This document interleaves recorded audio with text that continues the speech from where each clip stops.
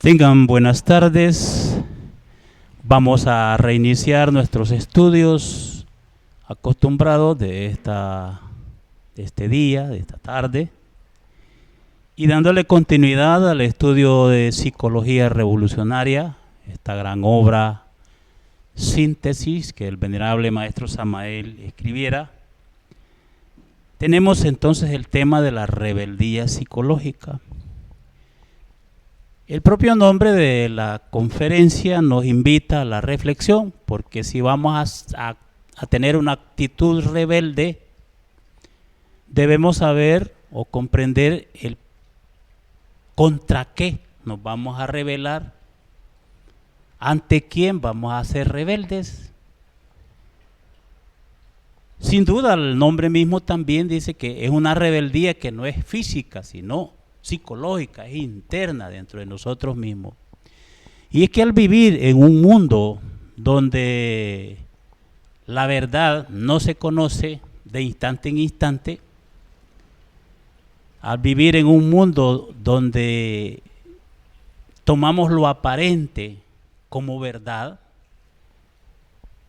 entonces necesitamos rebelarnos contra ese sistema, contra ese programa de vida que existe en este planeta Tierra. El maestro Samael dice que la verdad se encuentra escondida en el fondo de cada problema de la vida diaria, en cada escena de la vida, que es una escena que es, dijéramos, un proceso de tipo ilusorio. Está escondida la verdad, se encuentra la verdad. Y vamos a introducirnos a este tema citando a los grandes maestros hindúes, que el hinduismo y el budismo, el taoísmo, etcétera, entre otras tradiciones esotéricas del Oriente, declaran que el mundo tal como lo conocemos a través de los 5 sentidos es irreal. Esa es la famosa ilusión.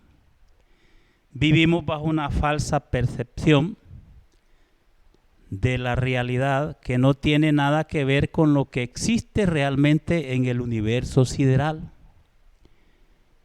Maya nos limita casi totalmente hasta el punto que la realidad que creemos estar viviendo la defendemos, luchamos, protegemos y trabajamos y nos ponemos nuestras esperanzas en ella, es realmente ilusión.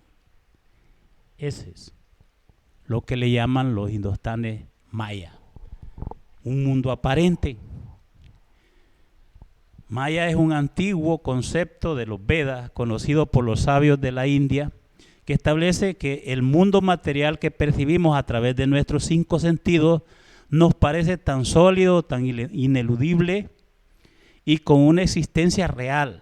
No es sino el reflejo de la proyección cuántica de un universo de energías, de nuestro propio pensamiento, de nuestra propia percepción. Pero surge de adentro. El mundo de materia en realidad no existe como tal y la materia no tiene existencia tan real como nosotros creemos que es, ¿no? El concepto de Maya ha sido interpretado como ilusión, un mundo aparente, es una fabricación de nuestra propia mente. Y si nos escudriñamos un poco lo que es Maya, el velo de Maya es el velo de la ilusión que separa toda la existencia material de la existencia espiritual. Trascender el velo de Maya significa vencer el espejismo, la irrealidad, la ignorancia y las limitaciones que nos impiden conocer la verdad. Con la conciencia en estado de hipnosis permanente, que es como se vive en esta tierra, esta humanidad terrestre, percibimos la vida desfigurada, no la vemos tal como es, sino que la interpretamos de acuerdo al condicionamiento de lo que llevamos adentro, de las entidades psicológicas que proyectan este mundo, que es el ego, ¿no? Eso en sí es la ilusión. Precisamente ese es el proceso. El concepto de Maya es una verdad ratificada por la ciencia moderna. Es bien importante que nosotros relacionemos estos aspectos de la antigua sabiduría hindú y del esoterismo gnóstico con los últimos descubrimientos de la ciencia moderna, de la ciencia actual. Especialmente en la física cuántica, lo que la física cuántica ha encontrado y asombrosamente demostrado es que la realidad de la materia no es materia. No es materia. Y el mundo material que nosotros apreciamos y nosotros con el cual estamos relacionados, en realidad es simplemente una enorme cantidad de paquetes de energía. Dije que cuando van a buscar, los científicos van a buscar la última partícula, la última pieza, el último ladrillo componente de la materia, lo único que encuentran es vacío, vacío. Eso es lo único que encuentran.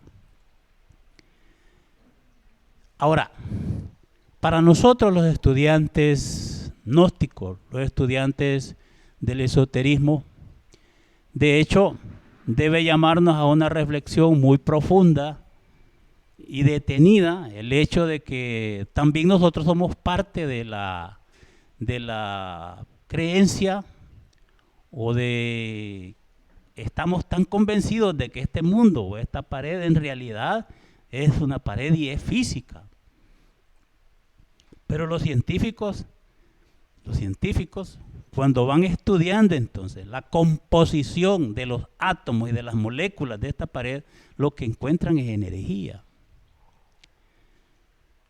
Interesante. Encuentran paquetes de energía. La ciencia corrobora el antiguo concepto de Maya y demuestra el gran poder creativo del aparato psíquico, lo que nosotros tenemos en nuestra psicología particular. Dice, el poder creativo del aparato psíquico que articula las partículas y proyecta formas. Y este mundo existe tal como existe, precisamente por la captación sensorial. Para eso nuestro cuerpo tiene 5 sentidos de percepción externa.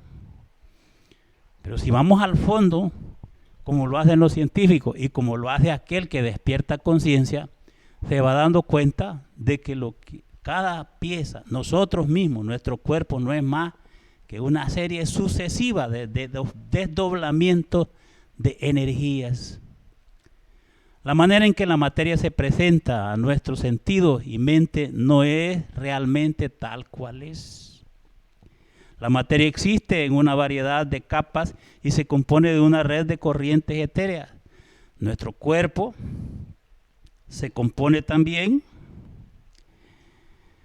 de diversas capas de hilos de energía, entretejidos como los hilos de algodón de diferentes consistencias y colores, y eso le da forma a nuestro cuerpo. Y bien vale la pena ver que un átomo está formado por paquetes interatómicos de energía, electrones, protones, etc. Y una enorme cantidad de átomos le da forma a una molécula, y las moléculas le dan forma a un órgano de nuestro cuerpo. Y los órganos forman entonces sistemas dentro de nuestros cuerpos. Pero vean todo lo que viene. Y entonces conforman esta maravillosa maquinaria orgánica del cuerpo físico. Pero en el fondo todo es energía. El átomo es un vacío, lo que hay dentro del átomo es puramente energía. Entonces si vivimos nosotros en un mundo aparente, si vivimos entonces en un mundo de fascinaciones, de formas ilusorias, vivimos en un mundo que no es real. Y en este mundo que no es real venimos a sufrir, a llorar, a reír, etcétera, etcétera. Entonces si hay algo contra que se debe tener una rebeldía interior, es contra este orden de cosas. ¿Por qué no vivir en un mundo real? ¿Por qué no existir en un mundo real, en vez de un mundo ilusorio, un mundo falso. Y entonces, volviendo a lo de la ciencia, nos recordamos esta frase sintetísima del maestro Samael que dice: no existe tal cosa como la vida externa, no existe tal cosa. Nosotros la proyectamos. Estos científicos, y he decidido poner las citas y los personajes porque no podemos entonces nosotros dejar de lado entonces sus investigaciones. Este señor Ignacio Morgado, catedrático de psicobiología del Instituto de Neurociencia de la Universidad Autónoma de Barcelona, acaba de publicar en aquel tiempo, ¿no?, su último libro. Se llama La fábrica de las ilusiones. En él asegura que la manera que tiene el cerebro humano de entender y manejar el mundo consiste en crear ilusiones, pero unas ilusiones que nos ayudan a sobrevivir. Sí, la ilusión de la vida, el programa de la vida, ¿no? Dicen ellos, se la atribuyen al cerebro, pero en realidad el cerebro no es el que crea esas ilusiones. Las ilusiones vienen de más adentro, de aquellos que utilizan el cerebro para proyectar esas ilusiones, que es el yo psicológico, que definitivamente es la fuente de la ilusión.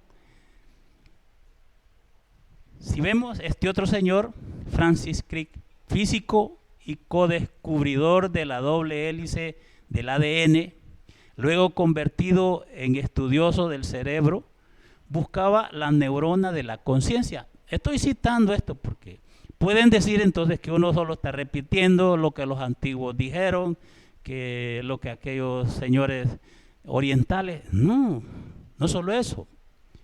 O sea, porque estamos tratando de comprender, incluso apoyados con los últimos descubrimientos científicos, de cómo este mundo en realidad tiene una existencia muy relativa. En su libro, este señor dice: La búsqueda científica del alma, se llama el libro.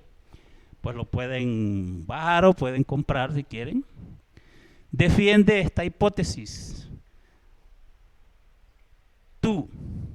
Tus alegrías y tus tristezas, tus recuerdos y tus ambiciones, tu sentido de la identidad personal y del libre albedrío no son en realidad sino el comportamiento de un vasto entramado de células nerviosas y sus moléculas asociadas. Entonces van penetrando definitivamente en cómo funciona el cerebro para darle forma a este mundo. Va a darle forma. Y se van introduciendo definitivamente en aquella necesidad de hacer en nosotros un verdadero psicoanálisis interior. El venerable maestro Samael nos dice que ha llegado la hora de salir de la mera creencia y entrar en el terreno de la investigación científica. Vale la pena que nosotros hagamos experimentos con nosotros mismos para saber algo sobre la vida, algo sobre nosotros, sobre nuestra propia existencia. ¿Y por qué científica? Porque definitivamente a nosotros no nos interesa creer en las cosas, nos interesa experimentar. Y cuando entonces uno se lanza hacia la investigación interior, ahí se vuelve un científico y va entonces creando a través de su propia experiencia directa, poniendo en marcha los procesos investigativos antropológicos muy particulares. Nos dice: penetrar en la región molecular de la naturaleza es penetrar en la región del paraíso de Dios, porque nada está desligado entonces de los procesos del átomo, de la molécula, del electrón. Por ejemplo, el mundo electrónico es el mundo del espíritu puro, y quien penetra entonces en el mundo espiritual ha penetrado en el mundo de los electrones. Quiere decir que ha estado en esa penetración, en ese lugar, ha estado con un cuerpo electrónico.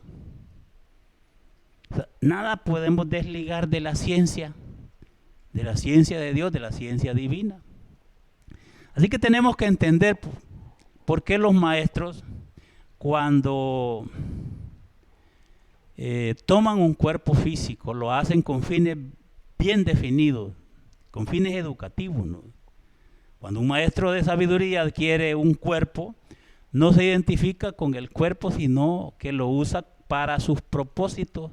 Tan pronto como cumple este propósito, él se va. De nuevo, para los iniciados, vivir en el cuerpo viene con grandes limitaciones. Es un gran sacrificio de su parte para ayudar a otras almas a ver el sendero, a ver todas estas cosas. Definitivamente, cuando Dios se encarna en un cuerpo físico, lo hace en base al amor puro, al amor que tiene Dios para toda la humanidad. De otra manera, ¿cómo escucháramos la palabra de Dios? ¿Cómo la escucháramos? Si Dios está más allá del átomo y del electrón. Y existe definitivamente en ese sentido. Así cuando vemos del paraíso molecular, definitivamente penetra y se compenetra en toda la atmósfera terrestre, ¿no? Estando relacionado muy específicamente con la ionosfera de la Tierra, que se encuentra a 60 millas por encima de la superficie terrestre. ¿Sí? ¿Cómo vamos ahí? Y esa es la región definitivamente de la molécula, dijéramos, la región molecular de la vida. Si examinamos a fondo al humanoide, es decir, la raza terrestre, descubrimos primero que todo su cuerpo físico, es decir, su cuerpo planetario, el vehículo termoelectromagnético, que es el vehículo que le da vida, el vehículo vital, o sección superior del cuerpo físico. Tal vehículo sirve del basamento a todos los procesos bioquímicos, fisiológicos, luminosos, caloríficos, etc. Sin embargo, en el fondo, dicho vehículo no es más que la sección superior del cuerpo físico. Nosotros, nuestro cuerpo físico, ¿qué sería sin el cuerpo bioelectromagnético? ¿Qué sería sin ese campo electrónico? Sin ese campo magnético, que es el que le da vida. ¿Qué sería? Un cadáver. Eso es lo que sería. Pero más allá del cuerpo físico y más allá de nuestro cuerpo vital o etérico, lo que tenemos es el ego. El ego en la mente. Lo que podemos hallar dolorosamente son los agregados psíquicos que en un conjunto constituyen el mí mismo, el sí mismo. Y estos son la causa del proceso ilusorio que vive la humanidad. Cuando nosotros venimos al mundo, cuando nacemos con un cuerpo nuevecito de paquete, salimos del vientre de nuestra madre, el ego definitivamente que se va a expresar a través de ese cuerpo en la medida que pasa el tiempo, acecha al niño, ¿no? Acecha. Nos dice el venerable que los niños recién nacidos son maravillosos, gozan de plena autoconciencia, se encuentran totalmente despiertos. Dentro del cuerpo del niño recién nacido se encuentra reincorporada la esencia y eso da a la criatura su belleza. Por eso es que el bebé siempre es bello. Una sonrisa de un niño estremece a cualquiera, ¿no? Pero los yoes no pueden entrar en ese momento, pero entrarán poco a poco. Los yoes de recién nacido van y vienen, dan vueltas alrededor de la cuna, quisieran meterse entre el nuevo cuerpo. Pero debido a que el recién nacido aún no ha fabricado la personalidad, todo intento de los yoes para entrar en el nuevo cuerpo resulta algo más que imposible. Se necesita pasar el primer septenario de vida para crear la personalidad y que este programa, que todos los entes psíquicos que van a manifestarse a través de la vida puedan penetrar en nuestro cuerpo. Dije, el programa de la vida dura 7 años cargándose los primeros 7 años de existencia, ¿no? Y eso se forma la nueva personalidad. Nadie nace con la personalidad definida. La personalidad es hija del tiempo, nace en su tiempo, muere en su tiempo. No existe ningún mañana para la personalidad del muerto.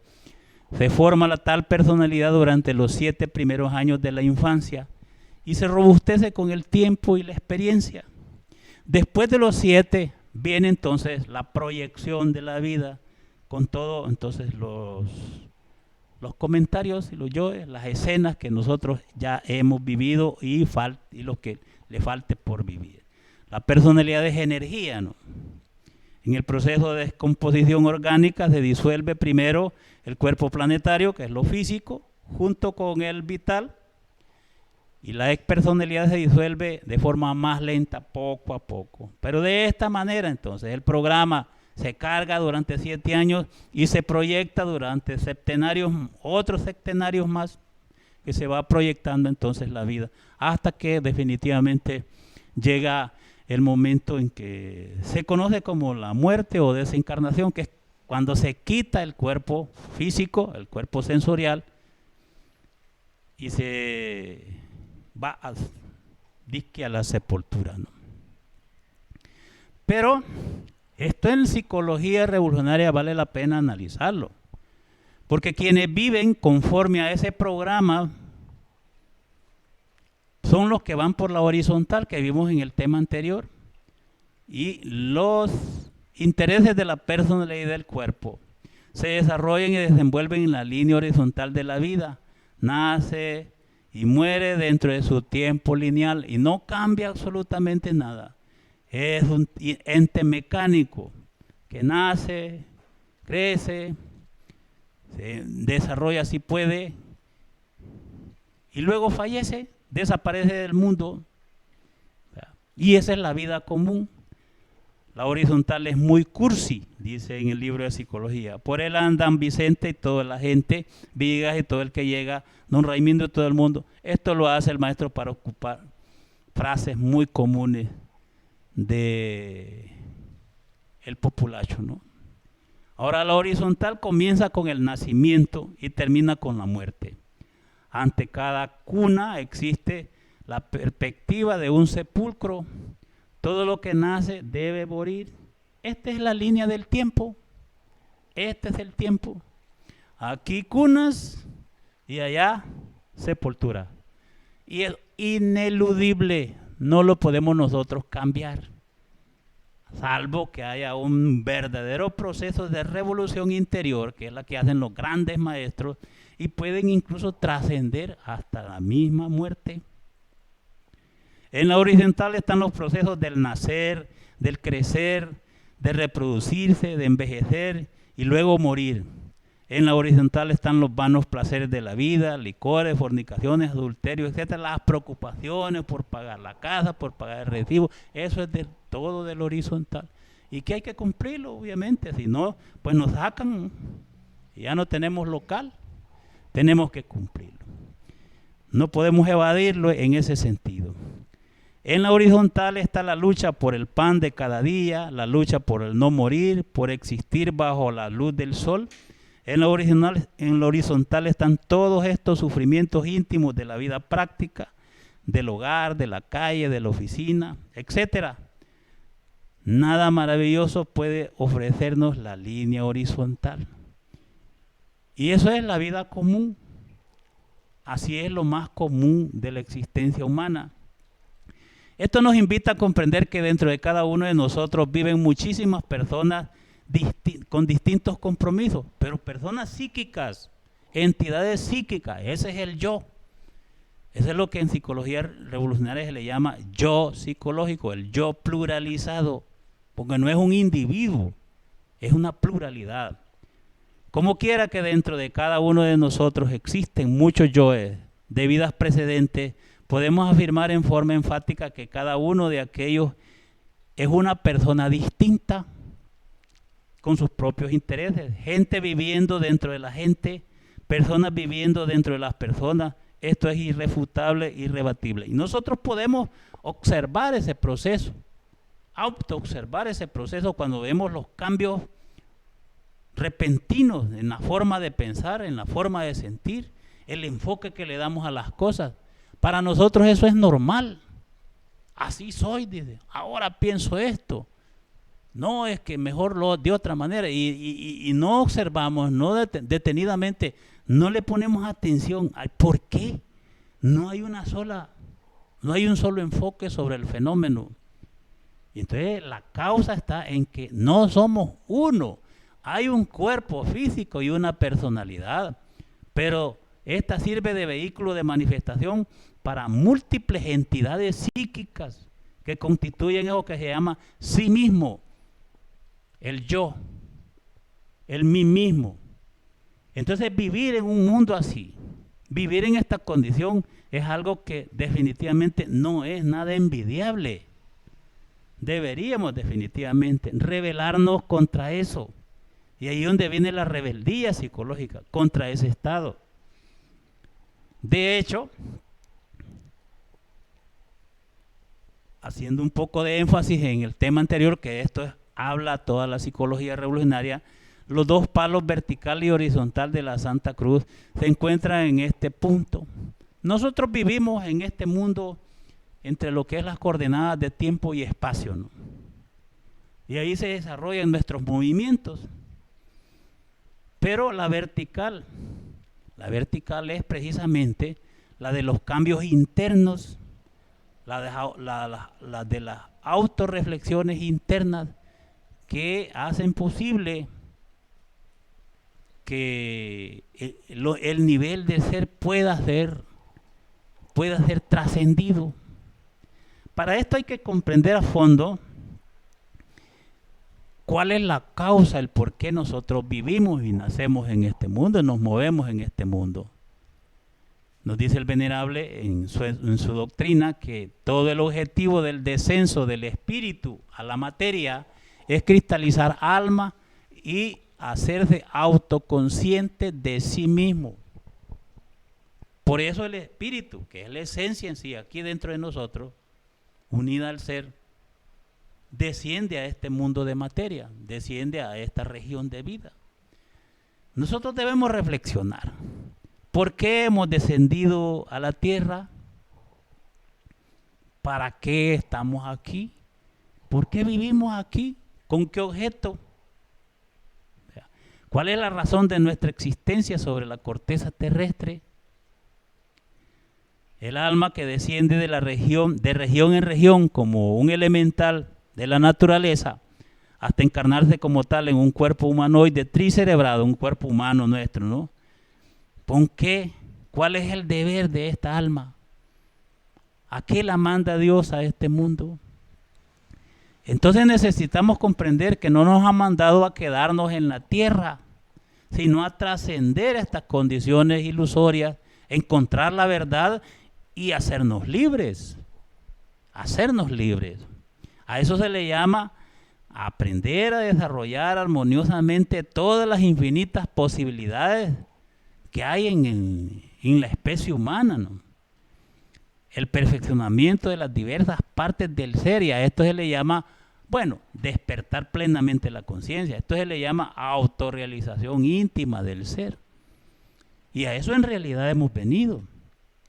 Y bajar a este mundo, conocer sus diferentes características, trascenderlo, desarrollar, crear las condiciones para un nivel de ser cada vez más superior y volver a casa, volver al origen, porque nuestra alma, les repito, no me canso de repetirle, el alma y la esencia que en este instante habita en su corazón y habita en su cuerpo, no es de la tierra, no es de este mundo y tiene que irse.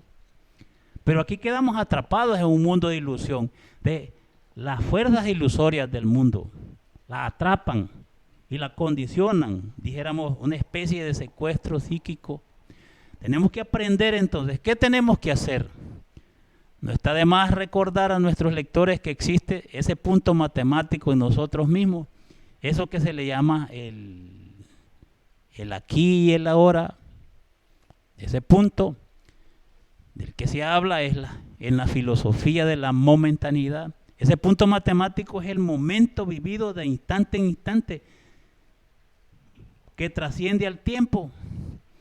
Porque cuando nosotros pensamos, lo que pensamos que es el ego nos lleva a un recuerdo o a una proyección futura.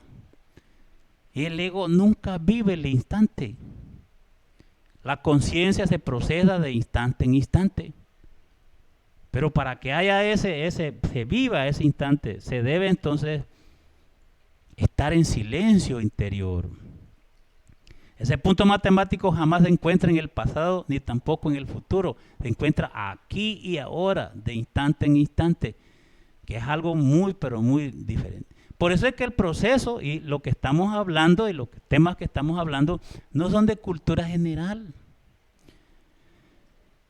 No se halla en la calle definitivamente. Sin embargo, existe en cualquier momento y en cualquier instante y en cualquier condición en que estemos, pero se necesita de una condición revolucionaria propia, íntima, que no se identifique entonces con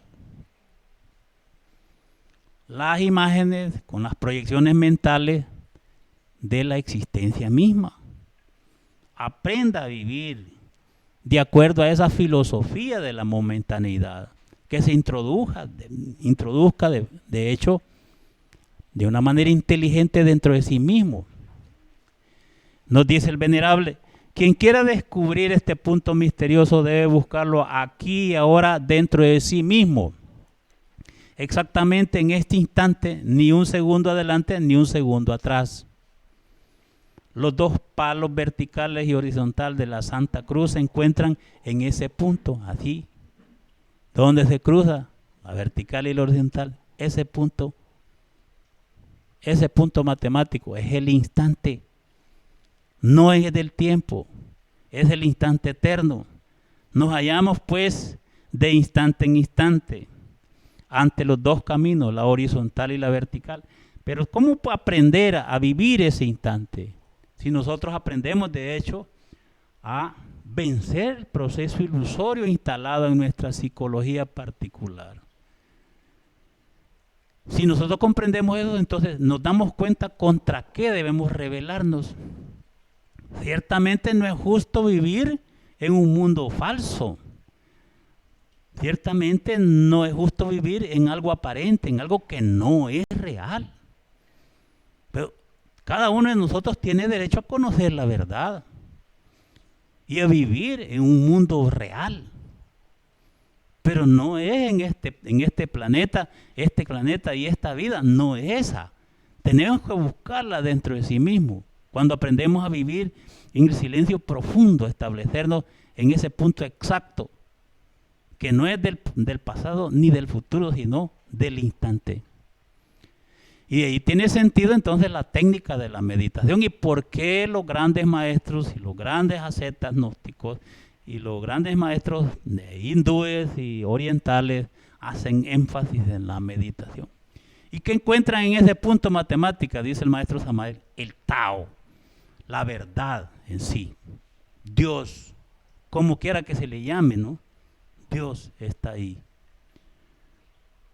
Pero en la condición del ego, en la condición esta de la pluralidad y de esta gran cantidad de movimiento ilusorio, nosotros no conocemos esa verdad. Vivimos pensando para atrás y para adelante y no estamos vivenciando esa momentaneidad que tanto necesitamos. Entonces necesitamos aprender a vivir de instante en instante. Con el fin de que la esencia crezca, algo debe ocurrir, algo debe hacerse. Y eso es trabajar intensamente sobre ese sí mismo, sobre el yo psicológico que llevamos y que produce estos movimientos, electrónicos, estos movimientos falsos de la vida. Vamos a continuar con la conferencia, aunque no tengamos el ley. Nos dice el maestro que el mamífero irracional equivocadamente llamado hombre realmente no posee individualidad definida.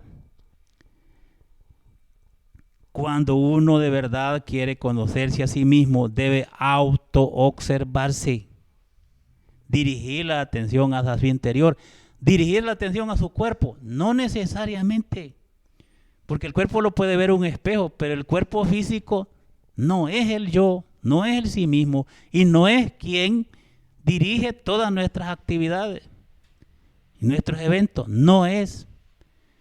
¿De dónde salen los pensamientos? De cada uno de esas entidades psicológicas que moran en nuestra psicología particular. En tanto un sujeto cualquiera siga considerándose como uno, es claro que cualquier cambio interior será algo más que imposible. Imposible. Porque el creer que nosotros somos una sola persona, eso es parte de la ilusión de la vida. Y nos ilusionamos que somos uno porque conocemos un solo cuerpo. Y lo estamos bañando y le estamos dando de comer y le compramos y gastamos en medicina y un montón a ese cuerpo físico. Pero quien habita sobre la faz de la tierra y utiliza ese cuerpo no es exclusivamente el cuerpo físico. Hay entidades psicológicas, multiplicidad psicológica, que es la que definitivamente viene a existir a través de ese cuerpo que le ponen un nombre y 2 apellidos y tiene número de identidad personal. El cuerpo, pero cada uno de nosotros es la legión desde el punto de vista psíquico. Es una legión de entidades mentales, de energías mentales que proyectan sus sueños y sus fantasías a través de nuestra personalidad y del cuerpo, que es muy diferente. Así pues, cuando uno aprende a recordarse a sí mismo, cuando uno aprende entonces a colocarse en esa condición interna, cuando trabaja sobre sí mismo, cuando no se identifica con todos los problemas y penas de la vida, de hecho va por la senda vertical. De hecho entonces va transformando las impresiones de este mundo y va comprendiendo que cada una de estas impresiones, ya sea positiva, negativa, agradable o desagradable, pertenece a un programa, a una proyección de la vida. La va comprendiendo y la va observando. Ese que así procede va caminando por la vertical. El trabajo en que nos estamos refiriendo es de tipo psicológico. Se ocupa de cierta transformación del momento presente en que nos encontramos. Y psicológico, psicoemocional obviamente, porque entonces el yo posee las 3 esferas y las gobierna. Lo que uno piensa, lo que uno siente y luego viene la acción. Esta es una de las enseñanzas más terribles de este tema, que cuando uno las lee o las transmite, suele ser fácil leerlo, pero vivirlo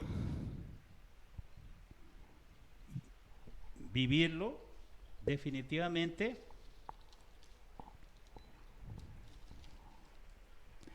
es diferente. Vivirlo es muy diferente. Vean ustedes, cuando a uno le toca, porque bueno, yo como instructor o nosotros como instructores, entonces tenemos la posibilidad de exponer un tema de estos y de compartirlo con el grupo. Y viene la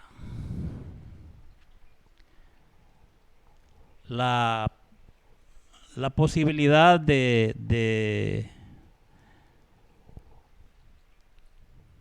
permítame, de hacer una reflexión más profunda sobre esto, mucho más profunda, que es cuando a uno le toca vivirlo,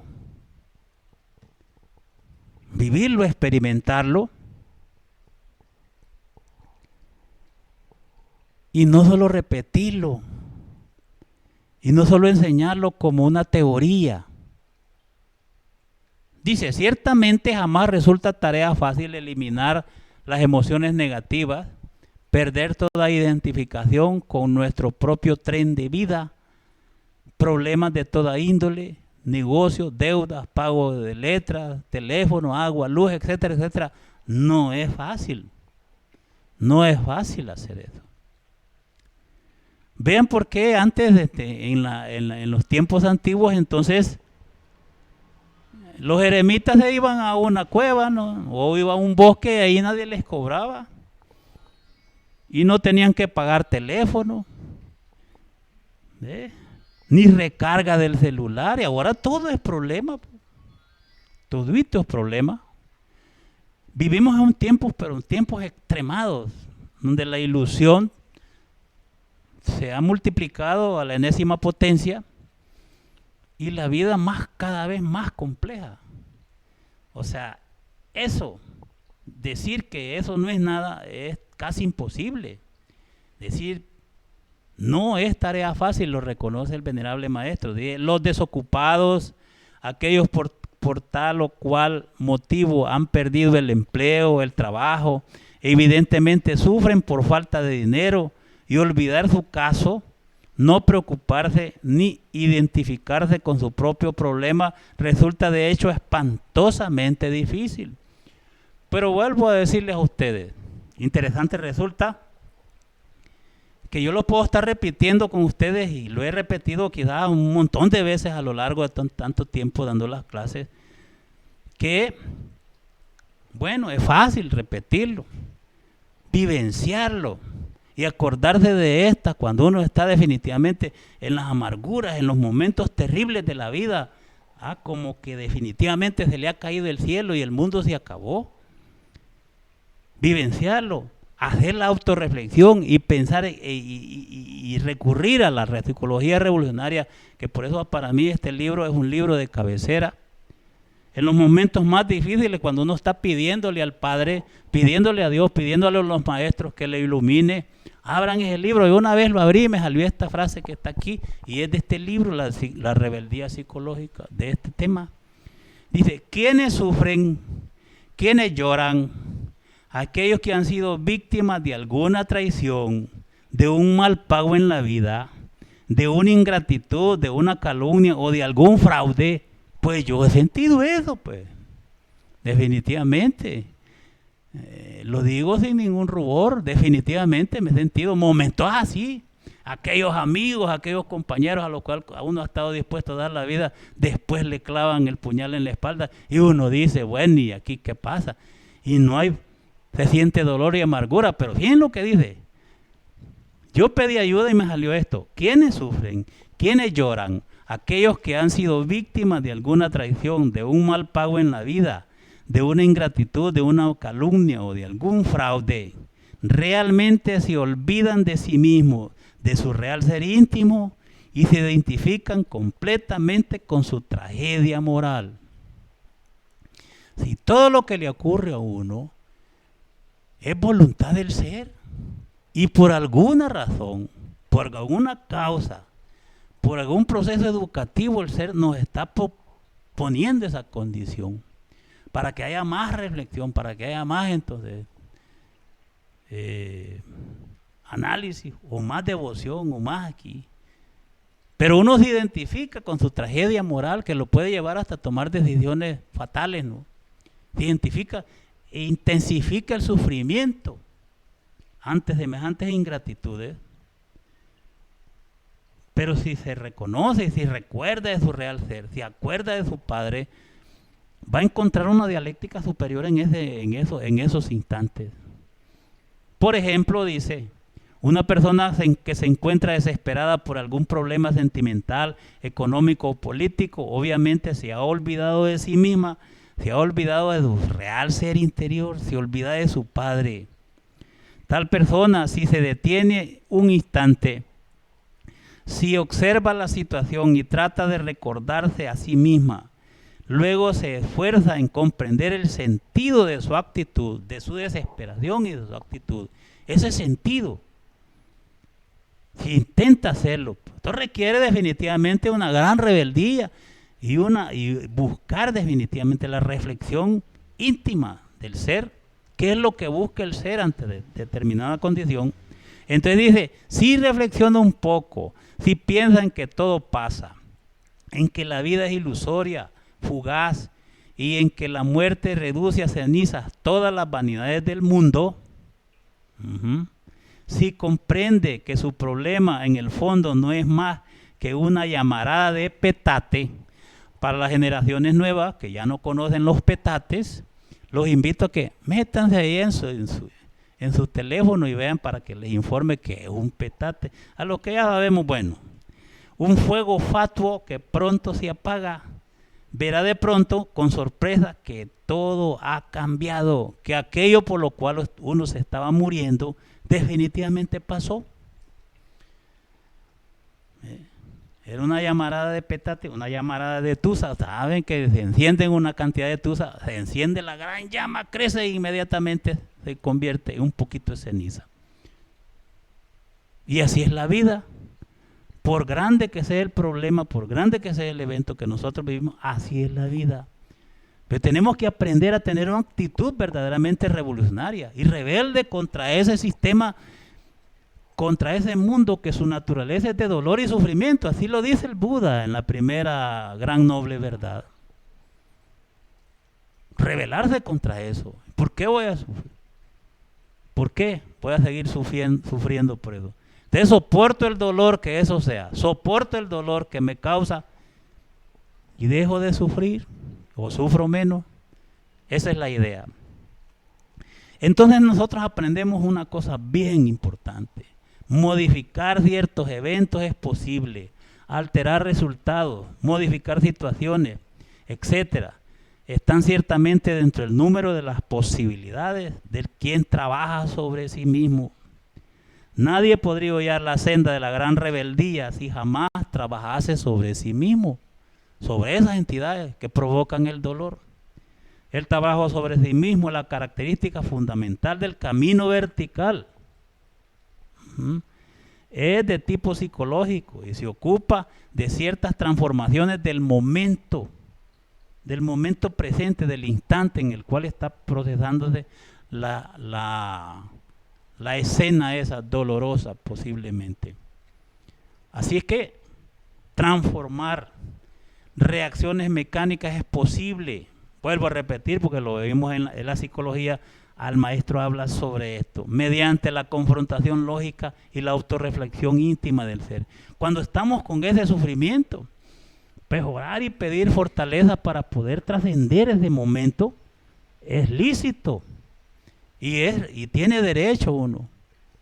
Pero saber que detrás de toda acción y de todo lo que ocurre está la voluntad del Padre, si no, los mando y les pido que vayan a estudiar el libro de Job, del santo Job. Eso es muy educativo para comprender esta parte de la psicología revolucionaria que nos está indicando el maestro Samael. Es evidente que la gente reacciona mecánicamente ante las diversas circunstancias de la vida. Pobres gentes, suelen siempre convertirse en víctimas de las circunstancias de la vida, pero pueden ser trascendidas esas circunstancias. Quien aprende a transformar las reacciones mecánicas, de hecho, se mete por el camino vertical. Esto representa un cambio fundamental en el nivel de ser, resultado extraordinario de la rebeldía psicológica. Cuando cambia, cuando nos rebelamos contra este orden de vida, cuando nos rebelamos por la injusticia que existe. Aquí los yoes atrapando nuestra conciencia y no permitiéndola que se manifieste, ocultando la verdad y proyectándonos la fantasía y la ilusión. Esto es rebeldía psicológica. Y quien vence en la rebeldía psicológica, entonces trasciende su nivel de ser. Debemos dejar de ser máquinas o robots psicológicos, sino que aprender a modificar las circunstancias de la vida. Cada persona de esas que van por el camino horizontal se parece a un instrumento musical donde cada uno de sus semejantes toca lo que le viene en gana. Y sí que debemos aprender a ser libres y a no ser instrumentos definitivamente. Cuando a alguien les adula, sonríen. Cuando les humillan, sufren. Insultan si se les insulta. Hieren si se les hiere. Nunca son libres. Sus semejantes tienen poder de llevarles de la alegría a la tristeza, de la esperanza a la desesperación, etc. Y eso es ser un robot psicológico, un muñeco parlante. De hecho, necesitamos transformar eso. Nadie podría hollar la senda de la gran rebeldía si jamás trabaja sobre sí mismo. Y el trabajo sobre sí mismo está íntimamente ligado a la autoobservación de nuestros procesos internos. ¿Por qué estoy llorando? ¿Por qué estoy desesperado? Y si alguien le dice a alguien que está desesperado, mira, no, como no sos todo lo que estás viviendo, es porque está identificado con su tragedia moral y se ha olvidado de su padre y de su madre interna. Se han olvidado. Entonces debe recurrir uno a esa autorreflexión íntima del ser. El hecho concreto y definitivo de que el trabajo íntimo comience con la atención concentrada en la observación plena de sí mismo es motivo más que suficiente como para demostrar que esto exige un esfuerzo personal muy particular de cada uno de nosotros, un esfuerzo muy íntimo. Por eso es que por más que se reciban clases, por más que se haga esto, si uno no se decide a enfrentarse a sí mismo, a eso que lleva adentro, a eso, y vencer y transformar eso, nunca va a experimentar directamente que esta vida puede ser modificada. Hablando francamente, aseveremos en forma enfática lo siguiente: ningún ser humano podría hacer este trabajo por nosotros, llámese como se llame. Los grandes maestros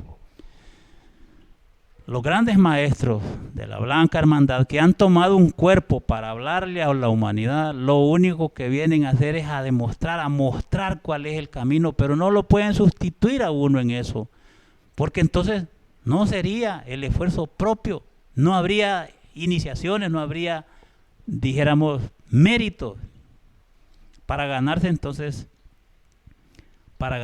las revalorizaciones de los niveles del ser.